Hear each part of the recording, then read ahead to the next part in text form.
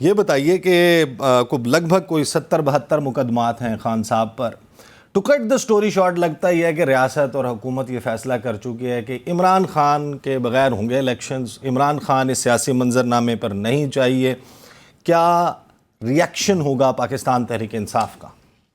دیکھیں، عمران خان کے بغیر جو ہے وہ کیا آپ یہ سمجھتے ہیں کہ پاکستان کے اندر جو موجودہ کیاس ہے، جو عدم استحکام ہے، اس کو پورا کر لیا جائے گا؟ یہ کیا اسیسمنٹس ہیں ان کی جو اس وقت ملک کی معیشت کا حشر نشر کر دیا ہے پکڑ کے؟ مجھے آپ بتائیں، جو انسٹیبلٹی ہے پچھلے 10 ماہ میں، یہ 13 جماعتیں بیٹھی ہوئی ہیں نا، ساری جماعتیں ساتھ مل کے بیٹھی ہوئی ہیں نا، تو انسٹیبلٹی کیوں نہیں ختم ہو سکی ان سے؟ یہ تو کہتے تھے ہم بڑے ماہر ہیں، ہم مہنگائی کا خاتمہ کرنے آئے، وہ نہیں کر سکے.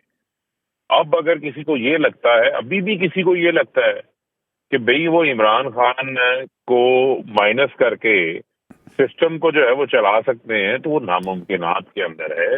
عمران خان ایک حقیقت ہے اور اس حقیقت سے آپ نظریں نہیں جڑا سکتے. اور آپ اگر یہ سوچتے ہیں کہ عمران خان کو کسی طرح جیل میں ڈال دو، عمران خان کو کسی طریقے سے نااہل کرا دو، اور عمران خان کو وداؤٹ اینی کچھ کیا بھی نہ ہو، اس بنیاد کے اوپر آپ باہر کر دو سیاسی اور پاکستان کے جمہوری عمل سے، انتخابات میں حصہ لینے سے، تو وہ نہ ان انتخابات کی کوئی حیثیت ہوگی، نہ ہی اس نظام کی کوئی حیثیت ہوگی، اور ہم اس انتخابات کو بھی قبول نہیں کریں گے، اس سارے سیٹ اپ کو قبول نہیں کریں گے.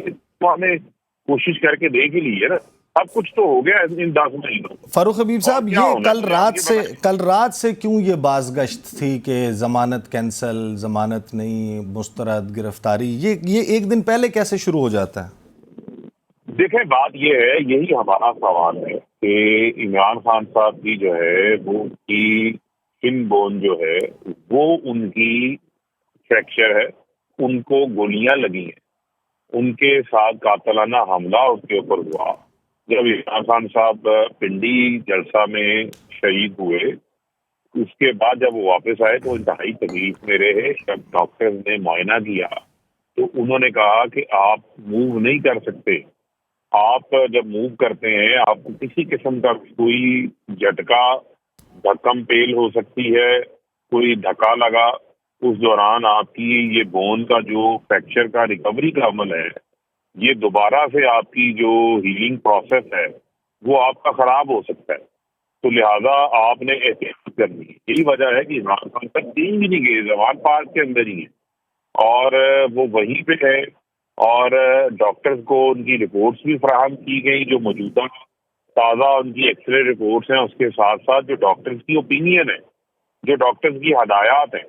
اس سے قبل عمران خان صاحب جب تک کرکٹ کھیلتے تھے تو ان کی دوسری ٹانگ کی سیم اسی ہڈی کو فریکچر آیا تھا.